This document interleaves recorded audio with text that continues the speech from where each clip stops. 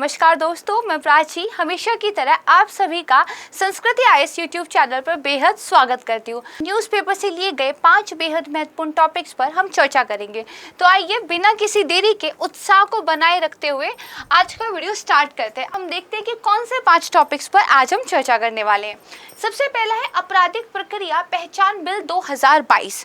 देखिए, इस बिल को राज्यसभा में अमित शाह जी के द्वारा लेकर आया गया था। इस बिल ने एक पुराने एक्ट को रिप्लेस किया है। वो कौन सा एक्ट था उसको जानेंगे। नए बिल में क्या प्रोविजंस हैं इनको आराम से समझेंगे। देन इस पर एक एमसीक्यू को सॉल्व करने की प्रैक्टिस करेंगे। राइट, सेकंड जो टॉपिक है हमारा है हिम ड्रोन ए थॉन कार्यक्रम। इस कार्यक्रम के बारे में जानेंगे। थर्ड जो हमारा है लेंगिया हेनिपा वायरस, इसके बारे में समझेंगे। फिर बटरफ्लाई माइंड, ये न्यूज़ में था, इसको पढ़ेंगे। और फिफ्थ जो हमारा टॉपिक होगा लंपी स्किन डिजीज के बारे में पढ़ेंगे। 5 टॉपिक में से 2 हम जो है बीमारियों के बारे में पढ़ने वाले हैं। और अनफॉर्चुनेटली बहुत सारे वायरसेस आज कल न्यूज़पेपर में हेडलाइंस अच्छे खासी बना ले रहे हैं। खैर, हमारा काम है पढ़ना, तो हम पढ़ाई करते रहेंगे। तो देखिए, पहले टॉपिक से स्टार्ट करते हैं। आपराधिक प्रक्रिया पहचान बिल। यहाँ पर देखिए एक पूरा एडिटोरियल आया था कि जो क्रिमिनल प्रोसीजर आइडेंटिफिकेशन एक्ट है ये है क्या। तो देखिए, भारत में कैदियों की पहचान के लिए एक अधिनियम पहले से ही था जिसको ब्रिटिशर्स के द्वारा लेकर आया गया था। तब से उसी औपनिवेशिक अधिनियम के तहत हमारे यहाँ कैदियों की पहचान को आप कह सकते हैं रेगुलेट किया जा रहा था। कौन सा ये एक्ट था? कैदियों की पहचान एक्ट 1920। इसमें जो पुलिस अधिकारी थे उनको इस बात की अनुमति दी गई थी कि जो अपराधी है या जिनको गिरफ्तार किया गया है उनकी पहचान को सुनिश्चित करने के लिए वो क्या कर सकते हैं, जो पहचान योग्य सूचना है जैसे उंगलियों के निशान है, पैरों की छाप है, इसको जमा कर सकते हैं। बेसिकली हमें व्यक्तियों की पहचान करने की आवश्यकता क्यों है?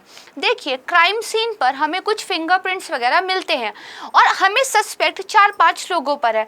उसमें से किसके फिंगरप्रिंट मैच करते हैं, कौन जो है एक अपराधी उनमें से है, इन चीज़ों को पहचानने के लिए, जानने के लिए, देखिए इतनी बड़ी दुनिया है और इतनी ज़्यादा सिमिलैरिटीज़ लोगों के बीच में है और आजकल तो आइडेंटिफिकेशन थेफ्ट भी चलने लग गया है। तो ये पहचानना बहुत ज़्यादा ज़रूरी है कि कौन बेगुनाह है और कौन अपराधी है। और अपराध में कोई भी त्रुटि की गुंजाइश नहीं होनी चाहिए, क्योंकि एक अपराधी को सज़ा मिलना जितना आवश्यक है उससे बहुत ज़्यादा ज़रूरी है किसी बेगुनाह को सज़ा ना मिले।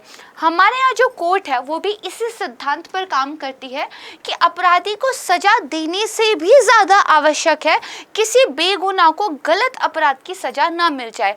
तो इसी के लिए व्यक्तियों की पहचान करना आवश्यक है। राइट, अब देखिए जो पहचान पत्र होते हैं कई बार उनकी कॉपी करवा ली जाती है, लेकिन हमारी बॉडी में जो हमारे फीचर्स है लाइक फिंगरप्रिंट्स जो हर किसी के यूनिक होते हैं जिनको आप नहीं बदल सकते। इसी तरह आपकी आईज को अगर स्कैन किया जाए, आपके फेस की बनावट को देखा जाए, आपके डीएनए का पता निकाल लिया जाए, तो ये सारी चीज़ें ऐसी हैं जिनको आप कुछ भी कर किसी भी तरीके से बदल नहीं सकते हैं। तो इन सारी पहचान का यूज़ पुलिस जो है व्यक्तियों को पहचानने में करती है। अब देखिए 1920 का एक औपनिवेशिक एक्ट हमारे पास पहले से ही था, तो नया लाने की क्या जरूरत है? पहली बात तो हमें इस औपनिवेशिक एक्ट को बदलने की जरूरत है। दूसरा देखिए, जैसे जैसे टेक्नोलॉजिकल एडवांसमेंट हुई है, ठीक है, उसके हिसाब से हमें अपने कानूनों को भी अद्यतन करने की जरूरत है। ठीक है, जैसे नार्को टेस्ट वगैरह तो होते ही थे, लाइट डिटेक्टर टेस्ट वगैरह तो होते ही थे, लेकिन अभी भी लीगल बैकिंग इनको नहीं मिली है। जैसे इनके द्वारा अगर कोई फाइंडिंग्स आपको मिलती है, पता चलती है, तो कोर्ट में एज ए एविडेंस आप उसको प्रस्तुत नहीं कर सकते। हाँ, इन टेस्ट वगैरह का यूज़ करके आप अपनी खोज को जो है थोड़ा आसान बना सकते हैं। तो हमें अपने कानून को लगातार अपडेट करने की ज़रूरत है। आज जब हमारे यहाँ डीएनए को लेकर इतना ज़्यादा टेक्नोलॉजिकल एडवांसमेंट हो चुका है, हम एक छोटे से डीएनए को लेकर वैक्सीन बना सकते हैं, ठीक है, तो हम क्यों नहीं लोगों की पहचान भी कर सकते हैं। और ये तो बहुत पहले से ही है। जैसे आपने पढ़ा भी होगा, अगर जो है संतान और पिता की पहचान का कई बार मामला होता है, अभिभावक कौन है बच्चे का, तो उसके लिए भी डीएनए मिलान जो है बहुत पहले से किया जाता है। तो इन सारी चीज़ों को ध्यान में रखते हुए कानूनों में मॉडिफिकेशन करने की ज़रूरत है और उसी ज़रूरत को ध्यान में रखते हुए ये एक नया एक्ट जो है सरकार की तरफ से लाया गया है। तो आइए, अब आपको ये तो समझ में आ गया क्यों नया कानून हमें चाहिए। देखिए, दरअसल जो मार्च 2022 था, लोकसभा में इस बिल को बेसिकली पेश किया गया था और ये कैदियों की पहचान एक्ट 1920 वाला है उसकी क्या है, एक तरीके से स्थान लेगा।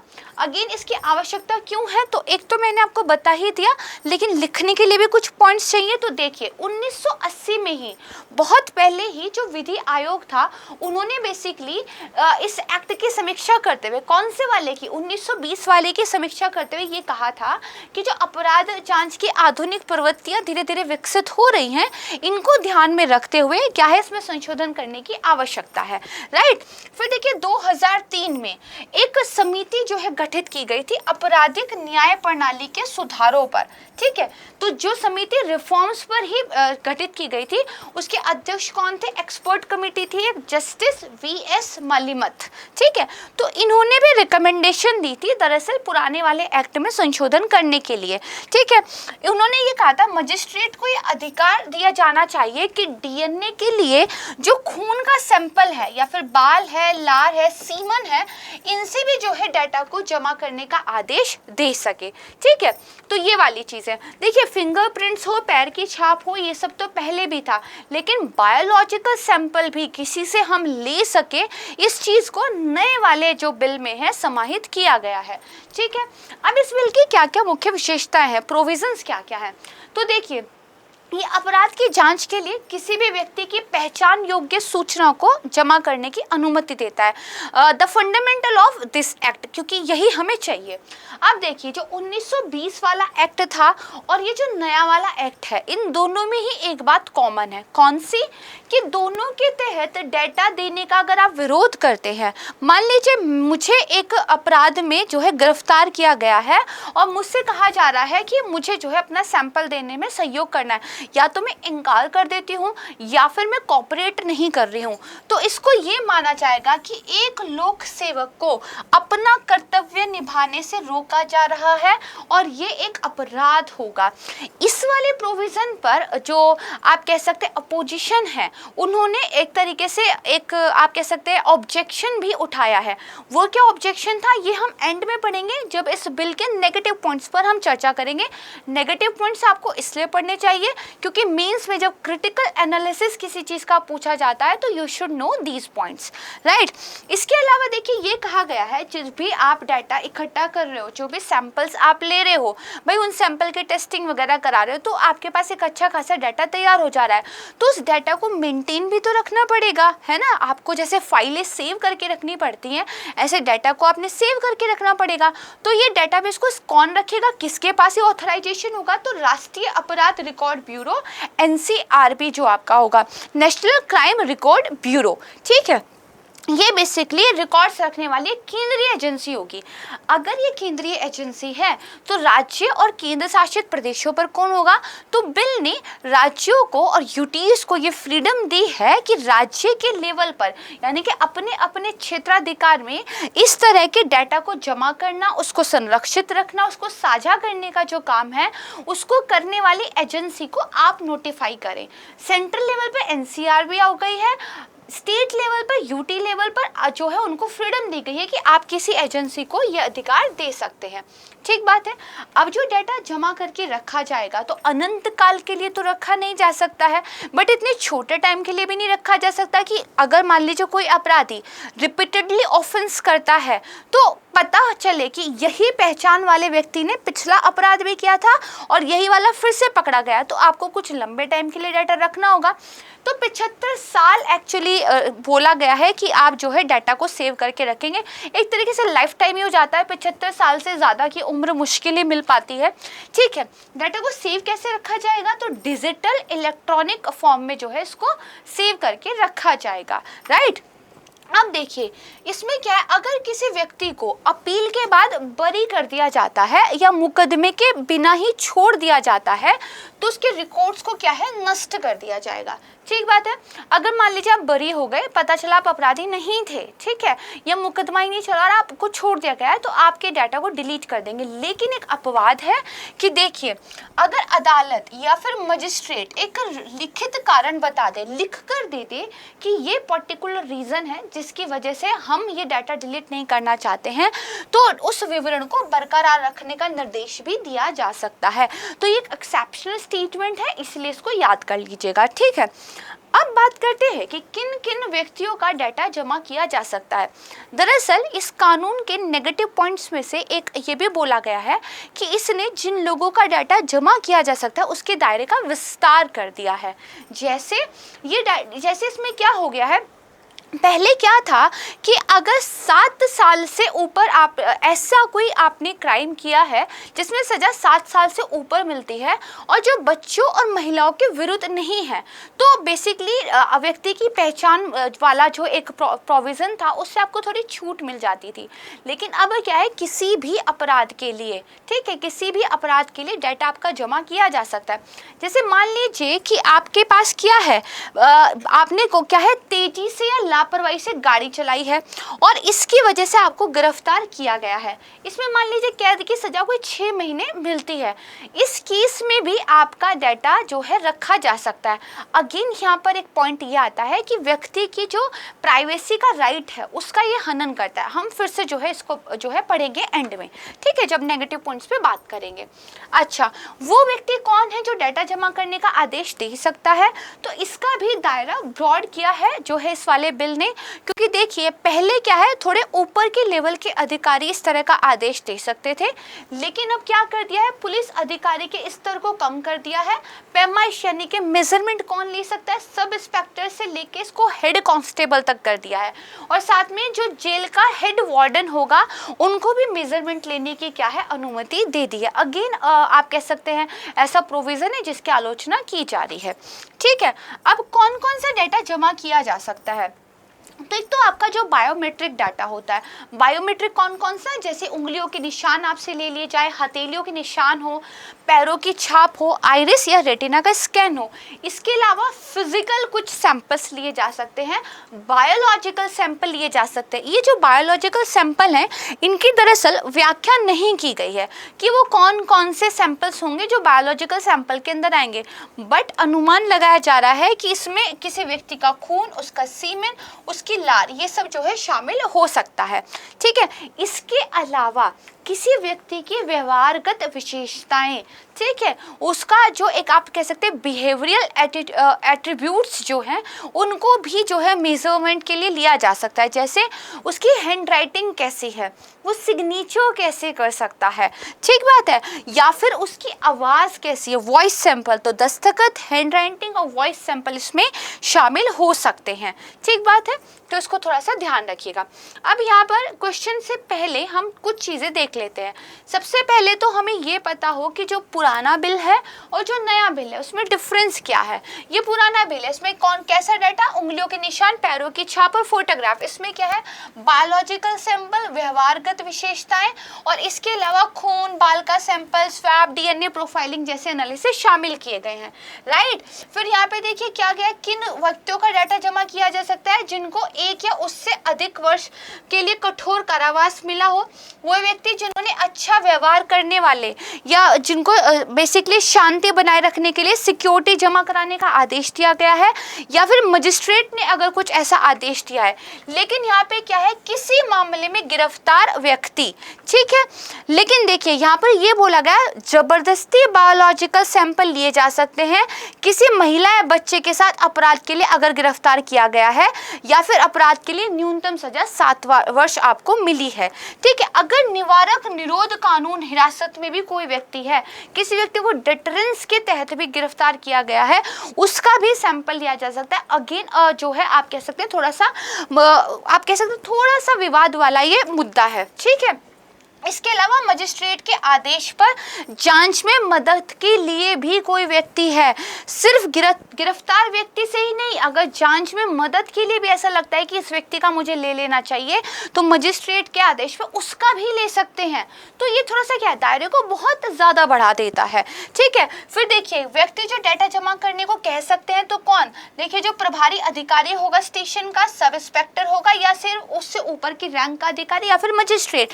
यहाँ पे क्या है, जो थाना है उसका प्रभारी अधिकारी हेड कांस्टेबल या हेड कांस्टेबल से ऊपर की रैंक का कोई भी अधिकारी, इसके अतिरिक्त जेल का जो हेड वार्डन होगा उसको भी, मेट्रोपॉलिटन मजिस्ट्रेट या प्रथम श्रेणी का जुडिशियल मजिस्ट्रेट, ठीक है, वो भी ले सकते हैं। तो ये वाली सारी चीज़ें हैं। अब एक एक करके थोड़ा सा समझ लेते हैं, टच करते हुए चलते हैं कि क्या क्या प्रॉब्लम्स हो सकती हैं। मान लीजिए किसी व्यक्ति का आपने सैंपल लिया है, वो बहुत छोटे मोटे अपराध के लिए पकड़ा गया था, तो वो अपना सैंपल देने से मना करता है। तो उसको देखिए, जो आपकी भारतीय दंड संहिता है उसके तहत अपराध जो है उसके ऊपर लगाया जा सकता है कि आपने किसी लोक सेवक को उसका काम करने से रोका है। भारत में ये अपराध माना जाता है। तो बिल कह रहा है अगर आप मना करते हैं सैंपल देने से तो आप पर ये जो है अपराध लग सकता है कि आपने लोक सेवक को काम करने से रोका है। अब मान लीजिए जिस छोटे अपराध के लिए वो पकड़ा गया था, उस अपराध से तो वो बरी हो जाता है, तो इसका मतलब आपको क्या है, उसका डाटा सेव करके नहीं रखना चाहिए था। लेकिन क्योंकि लोक सेवक से काम करने वाला जो अपराध उस पर लगा हुआ है ये तो अभी भी है ना, तो इसके बेस पर उसका डाटा क्या है, सेव करके रखा जा सकता है। एक तो ये गड़बड़ है। दूसरा क्या है, हेड कांस्टेबल तक कोई अधिकार दे दिया गया है कि भैया किसी का सैंपल आप ले सकते हैं। अगेन थोड़ा सा ऊपर की रैंक को ये अधिकार दिया जाना चाहिए था। तीसरी प्रॉब्लम क्या है, किसी को अगर तेज गाड़ी चलाने के लिए भी गिरफ्तार किया गया है तो उसका सैंपल भी सेव करके रखा जा सकता है। ठीक बात है। तो देयर आर सम प्रोविजंस जिनको लेकर थोड़ी सी आप कह सकते हैं विवाद देखने को मिल रहे हैं, अपोजिशंस जिनका विरोध कर रही है। ये सब चीज़ें आप डिटेल में पढ़िएगा जब आप मेंस के लिए तैयारी या मेंस के लिए इस टॉपिक को पढ़ रहे होंगे। प्रीलिम्स के लिए जितना काम का है वो हम कर चुके हैं, मेंस के लिए जो काम का है वो हम समझ चुके हैं। ठीक बात है। तो आइए अब हम इस पर एक क्वेश्चन जो है देख लेते हैं। क्वेश्चन क्या कह रहा है, ये जो विधेयक किसके बारे में कुछ स्टेटमेंट दी गई है आपको सही बतानी है। इस अधिनियम के तहत माप लेने की अनुमति देने का विरोध या इनकार करना भारतीय दंड संहिता की धारा 186 के तहत अपराध माना जाएगा। First statement. दूसरा ये कह रहा है राष्ट्रीय अपराध रिकॉर्ड ब्यूरो को जो भौतिक और जो जैविक नमूने हैं उनको संरक्षित रखने के लिए प्राधिकृत किया गया है एनसीआरबी को, और यह अन्य कानून प्रवर्तन एजेंसियों के साथ साझा नहीं किया जा सकता। ठीक है। अब क्योंकि आप समझ गए हो तो कौन सा सही है ये आपने मुझे कमेंट सेक्शन में बताना है। एक रिक्वेस्ट मैं आपसे करना चाहूँगी, आप ये मत सोचिए कि आपका आंसर सही होगा या गलत होगा।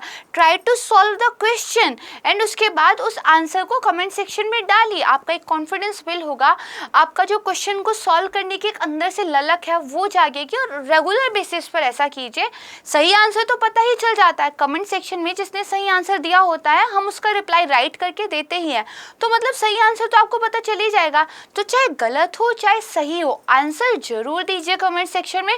क्वेश्चन को सॉल्व करने की प्रैक्टिस जरूर कीजिए। ठीक है, वादा है ना आपका, करेंगे ना आप सॉल्व? ठीक है, मुझे पता आप करेंगे।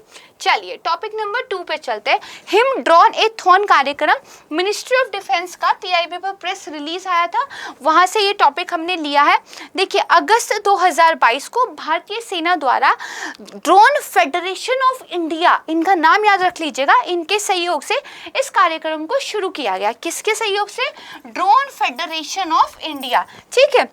ये जो कार्यक्रम है make in India in defence manufacturing के अनुरूप शुरू किया गया है कि जो रक्षा का एक विनिर्माण क्षेत्र है उसमें भारत को क्या है, आत्मनिर्भर बनाना है, इसके ये अनुरूप है। ठीक बात है।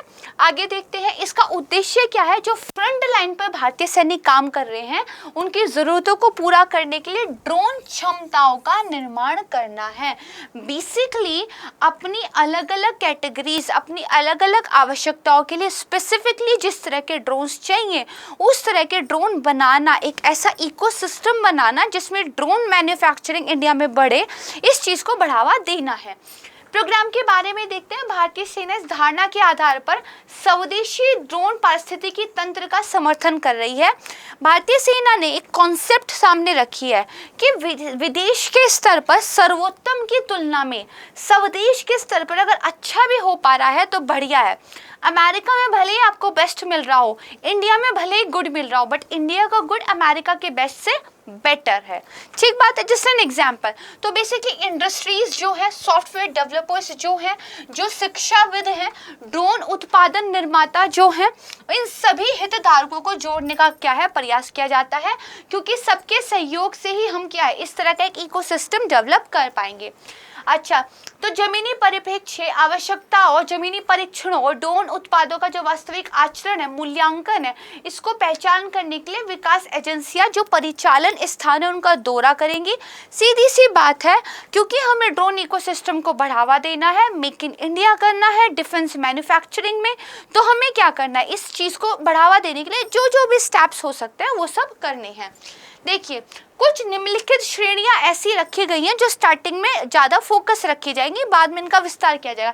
एक तो जो उच्च ऊंचाई वाले क्षेत्र है, लद्दाख वगैरह में हमारे सैनिक जो इतनी मुश्किल कंडीशंस में रहते हुए भी लगातार अलर्ट रहते हैं, इस देश की रक्षा कर रहे हैं, उन लोगों तक लॉजिस्टिक्स या फिर वजन ले जाने वाले ड्रोन, ठीक है। देखिए, अभी आप मैन्युअली या तो वाहनों के द्वारा जो है सामान भेजते हैं, अगर ड्रोन से जाकर सामान दे आए तो कितना ईजी हो जाएगा। वहाँ पर जो इतनी कष्टपूर्ण कंडीशंस में वो लोग रह रहे हैं, इतने कम सामानों के साथ अपना गुजारा करते हैं, हेल्प मिल जाएगी, राइट। अच्छा, जब ये बात आ ही रही है तो मैं एक बात आपको बोलना चाहती हूँ, आज़ादी की रखवाली करने की जिम्मेदारी सिर्फ सेना की नहीं है, ये हर एक उस नागरिक की जिम्मेदारी है जो इस देश को अपना मानता है, इस देश की मिट्टी में जीता है, रहता है। तो हम सभी को अपना अपना पार्ट अवश्य पूरा जो है करना चाहिए, right. Back to the topic. इसके अलावा जो ऑटोमेटिक निगरानी कर सके, खोज और बचाव का काम कर सके, उस तरह के ड्रोन बनाना, ताकि जो सीमा है उन पर हम ज़्यादा अच्छी मॉनिटरिंग कर सके, ठीक है। अगर कोई प्राकृतिक आपदा आती है तो खोज और बचाव का काम कर सके। फिर जो निर्मित क्षेत्रों में लड़ने के लिए माइक्रो और नैनो ड्रोन, फिर जो बैटल फील्ड होती है उसके लिए भी स्पेसिफिकली हमें छोटे छोटे ड्रोन्स की ज़रूरत पड़ेगी। तो ये 3 कैटेगरीज फिलहाल जो है मानी गई है, तो इनको थोड़ा ध्यान रखिएगा, राइट। देखिए, भारत में अभी क्या हो रहा है, घरेलू ड्रोन उद्योग को बढ़ावा देने के लिए घरेलू निर्माताओं को प्रोत्साहित किया जा रहा है। इसकी वजह से जो ड्रोन और उसके घटक है, इनके आयात से परहेज जो है सरकार कर रही है। जैसे हाल ही में जो विदेश व्यापार महानिदेशालय है, उन्होंने क्या किया है, फरवरी 2022 को विशिष्ट उद्देश्यों के लिए जो ड्रोन है उनको छोड़ के तत्काल प्रभाव से भारत में ड्रोन के आयात पर रोक को अधिसूचित किया था। फरवरी 2022 में एक नोटिफिकेशन उन्होंने निकाली थी, कोई स्पेशल पर्पस के लिए ड्रोन्स है उनको उन्होंने अधिसूचित कर दिया था, उनको हटा के बाकी का आयात जो है रोक लगा दी थी। फ्रेंडली नहीं है हमारे यहाँ के नियम, क्योंकि हम क्या है, अपने यहाँ की इंडस्ट्री को बढ़ावा देना चाहते हैं, ठीक है। अब आइए इस पर एक बेहद इंटरेस्टिंग क्वेश्चन सॉल्व करते हैं। ड्रोन की हमने बात की है तो क्वेश्चन भी उससे संबंधित होना चाहिए। कुछ क्वेश्चन स्टेटमेंट है, स्वामित्व योजना। स्वामित्व योजना ड्रोन तकनीक पर निर्भर है। इस योजना का उद्देश्य केवल शहरों की मैपिंग करके दुनिया के सबसे बड़े ड्रोन मैपिंग ऑपरेशन को अंजाम देना है। स्वामित्व स्कीम बहुत दिन पहले मैंने करंट अफेयर में कवर कराई थी। अब आप मुझे ये बताइए, ये राइट है या गलत है? जो जो इसमें कीवर्ड्स थे मैंने उनको हाईलाइट कर दिया है। स्वामित्व स्कीम ड्रोन तकनीक राइट है। सबसे बड़ा ड्रोन मैपिंग प्रोग्राम ऑपरेशन चल रहा है, राइट है। लेकिन केवल शहरों की मैपिंग, दरअसल इसमें गांवों की मैपिंग की जा रही है। रूरल एरियाज में जमीन का पूरा सर्वेक्षण किया जाएगा, जिसका जो अधिकार है उसको वो दिया जाएगा और स्वामित्व लोगों को उनकी जमीन का प्रदान किया जाएगा, और ये सब ड्रोन टेक्नोलॉजी के थ्रू होगा। तो ये वाला कीवर्ड गलत होने की वजह से स्टेटमेंट गलत हो जाता है, बाकी ठीक है। दूसरा स्टेटमेंट डिजिटल स्काई, ये एक सरकार की क्या है परियोजना आई थी। डिजिटल स्काई यात्रियों को उड़ान के दौरान इंटरनेट कनेक्टिविटी प्रदान करने के लिए नागरिक उड्डयन मंत्रालय की क्या है, एक नवाचारी पहल है।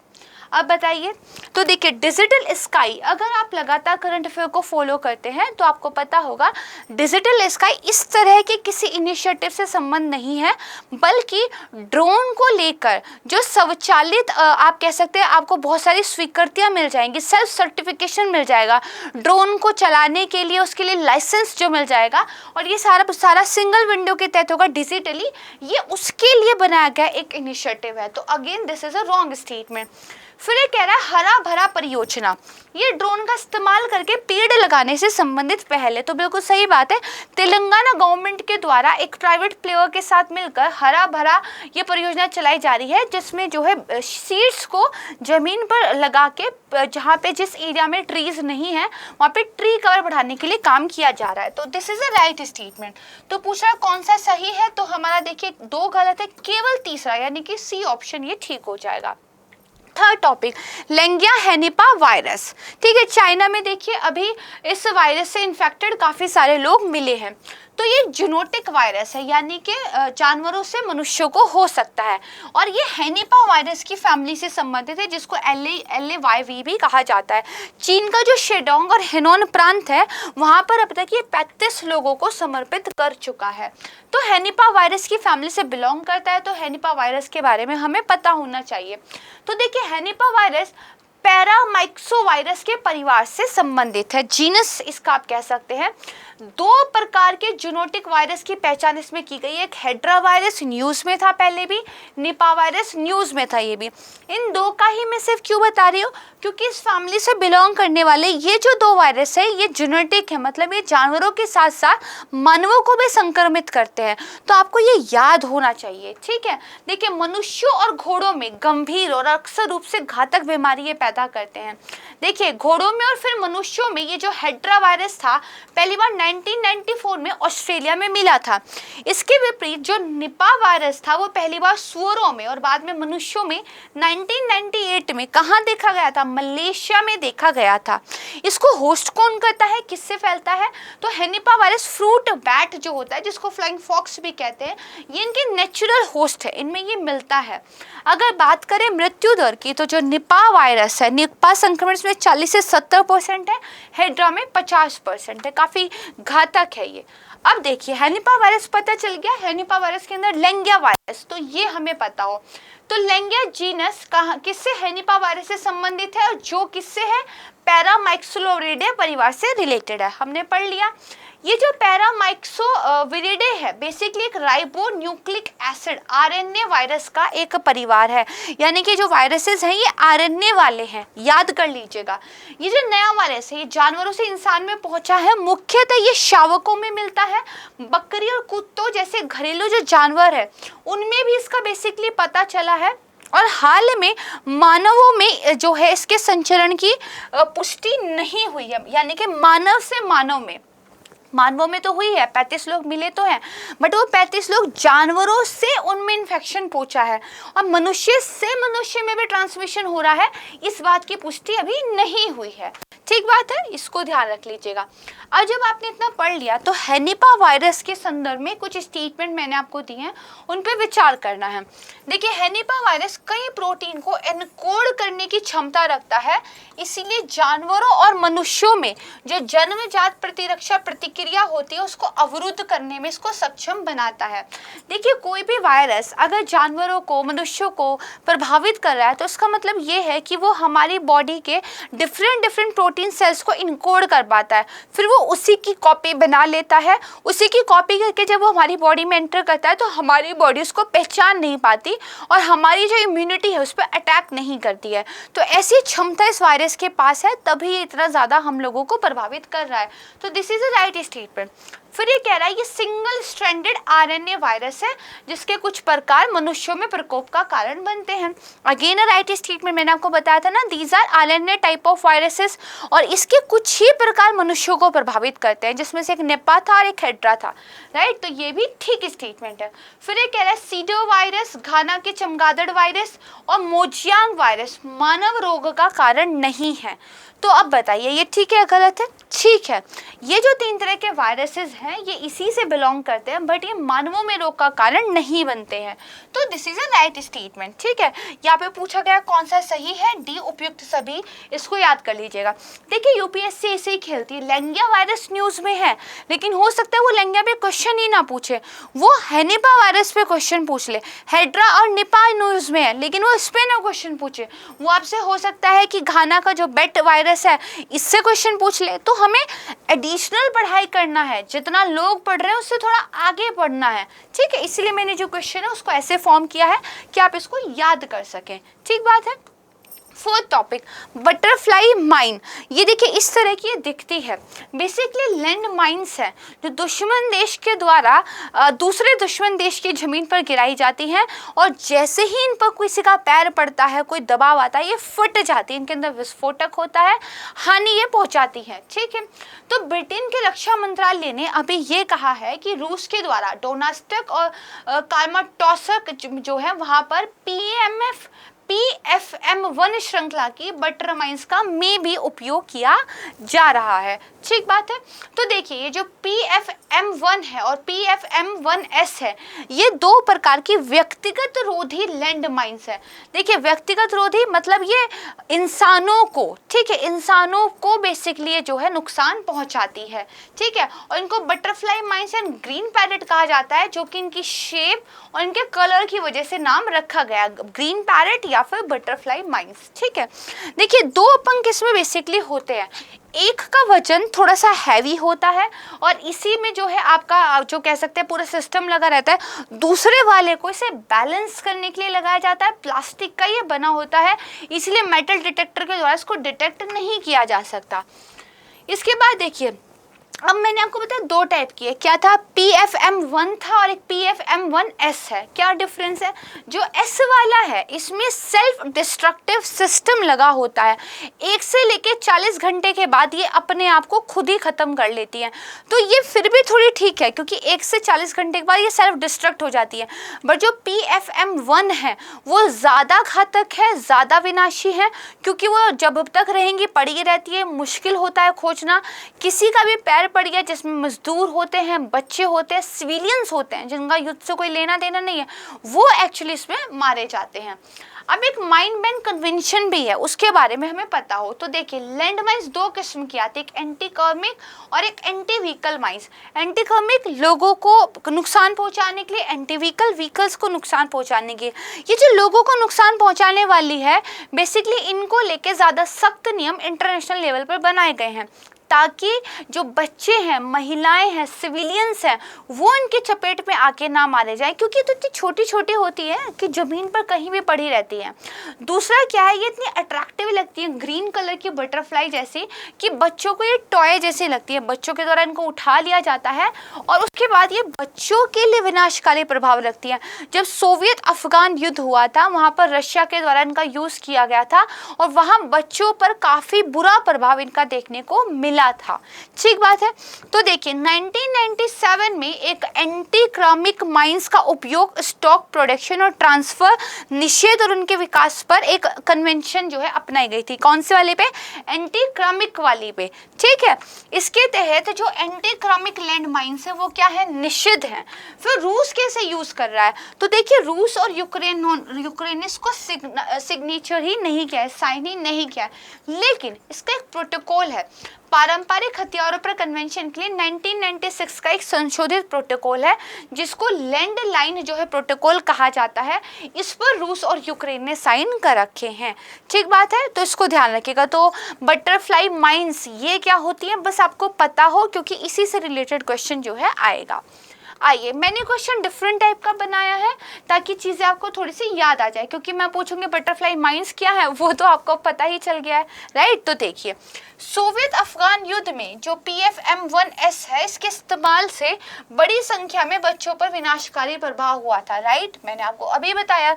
दूसरा है, इन माइंस का पता लगाना मुश्किल है क्योंकि प्लास्टिक की बनी होती है, मेटल डिटेक्टर से बच जाती है। Again this is right. ठीक है, ये पूछ रहा है कौन सा सही नहीं है, हमारे दोनों सही हैं, तो डी आंसर हो जाएगा। सही बात है ना। चलिए अब हम चलते हैं अपने पांचवें टॉपिक की ओर। अगेन अ डिजीज, क्या है, लंपी स्किन डिजीज। देखिए ये गायों में बहुत ज़्यादा मिल रही है, लेकिन एक बात ध्यान रखिएगा, ये गायों में ही बस नहीं होती, मवेशियों में ये होती है, बट ज़्यादा अफेक्ट ये गायों को करती है।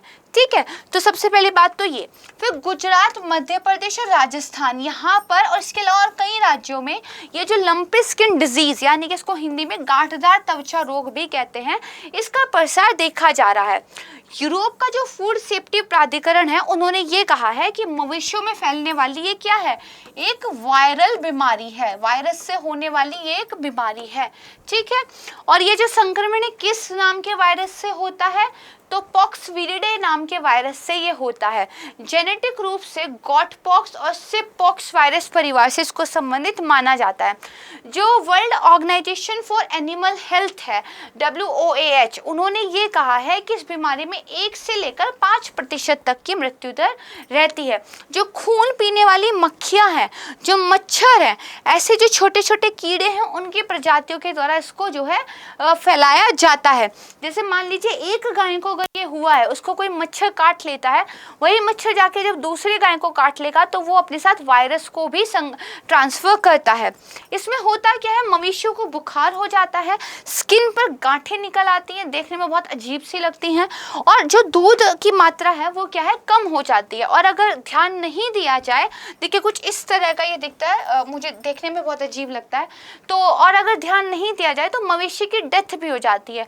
देखिए बहुत सारे किसान अपनी गाय भैंस, अपने मवेशियों पर बहुत ज़्यादा निर्भर होते हैं अपनी आय के लिए। जब वहाँ पे इस तरह की बीमारी उनको मार दे तो किसानों पर बहुत ज़्यादा बोझ बढ़ जाता है। ठीक है, ये जो बीमारी है कई अफ्रीकी देशों में, मध्य एशिया में मौजूद है। 2012 में ये मध्य एशिया से होते हुए दक्षिण पूर्वी यूरोप में भी फैल गई थी, लेकिन यूरोप ने एक टीकाकरण कार्यक्रम चलाया, वहाँ पे इसको काबू पा लिया गया। लेकिन फिर 2019 में दक्षिण एशिया में भी इसके मामले जो है दिखाई देने लगे हैं। भारत में इसके लिए गॉट पॉक्स एक टीका है, उसका बेसिकली इस्तेमाल किया जा रहा है। लेकिन हाल ही में सरकार ने कहा है एक टीके का हमने निर्माण किया है, पूरे भारत में उसकी वैक्सीनेशन का प्रोग्राम चलाया जाएगा। टीके का क्या नाम है, लंपी प्रो वैक्एंड। ठीक है, यहाँ इंग्लिश में आप देख सकते हैं। ये बेसिकली शुरू किया, इस टीके का विकास किसने किया है ये इंपॉर्टेंट है। तो देखिए जो राष्ट्रीय अश्व अनुसंधान केंद्र जो कि हिसार में है, और भारतीय पशु चिकित्सा संस्थान जो कि इज्जत नगर में है, इन्होंने मिलकर इस टीके का निर्माण किया है। और बहुत सारे राज्य सरकारों के द्वारा ये टीका अब किसानों को उपलब्ध कराया जा रहा है। ठीक बात है, तो इतना आपने समझ लिया। अब इस पर एक बेहद आसान सा प्रश्न जो है हम देख लेते हैं। क्या है प्रश्न, लंपी स्किन डिजीज के संदर्भ में कुछ कथनों पर विचार कीजिए। WOAH के मुताबिक ये एक जूनोटिक बीमारी है, यानी कि क्या है, जानवरों से मनुष्यों में फैलने वाली एक बीमारी है। चलिए देखते हैं। और ये फ्रूट बैट की कुछ प्रजातियों द्वारा फैलाया जाता है। ठीक है, तो बताइए, पहली बात तो ये है, क्या आपने इस वायरस के बारे में सुना है कि गाय से उसके कुछ रखवाले को भी हो गया है? नहीं सुना ना। अभी देखिए ये मनुष्यों में नहीं फैलती है। कहने की बात यह है, अभी ही नहीं, ये एक जीनोटिक डिजीज है ही नहीं, मतलब जानवरों से मानवों में इसका संचरण नहीं होता। तो this is a wrong statement. फिर ये कह रहा है फ्रूट बैट के कुछ प्रजातियों द्वारा ऐसा फैलाया जाता है, गलत। जो मच्छर, खून पीने वाली मक्खी और जो कुछ कीड़े होते हैं छोटे, उनके द्वारा इसको फैलाया जाता है। फ्रूट बैट वाला हमारा पुराना था जो इससे पहले हमने पढ़ा था। ठीक है, तो बेसिकली ये भी क्या, ये भी गलत हो जाएगा। पूछा कौन सा सही नहीं है, तो देखिए दोनों ही हमारे गलत है, तो सी हमारा आंसर हो जाएगा। ठीक बात है, तो यहाँ पे हमारा आज का वीडियो समाप्त होता है। मुझे उम्मीद है कि वीडियो आपको पसंद आया होगा। रोज इसी उत्साह, इसी जज्बे के साथ पढ़ाई करते रहिए। आपका दिन शुभ रहे, आप स्वस्थ रहे। नमस्कार, जय हिंद, धन्यवाद।